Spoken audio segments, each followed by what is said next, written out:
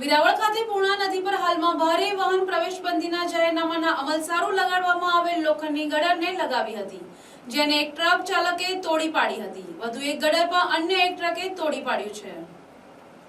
નવસારીના વિરાવળ ખાતે પૂર્ણા નદીના બ્રિજ પર ભારે વાહનની પ્રવેશબંધી માટે લગાડવામાં આવેલ લોખંડની ગડરને સોમવારના દિવસે મળસ્કે કોઈ અજાણ્યો ટ્રક ચાલક તોડી પાડી સરકારી મિલકતને નુકસાન કરી જાહેરનામાનો ભંગ કરી નાસી ગયેલ હોય, જે અંગેની ફરિયાદ મળતા નવસારી ટાઉન પોલીસ દ્વારા command and control centre Navsari ખાતે જઈ વિરાવળ બ્રિજના દક્ષિણ છેડે લાગેલ સીસીટીવી ફૂટેજ ચેક કરી ટ્રક ચાલકે ટ્રક સાથે પકડી પાડી જાહેરનામા ભંગ બદલ તથા સરકારી મિલકતને નુકસાન કરવાના ગુનામાં જરૂરી કાર્યવાહી કરી ભવિષ્યમાં દાખલો બેસે તેવી કાર્યવાહી કરવામાં આવી હતી.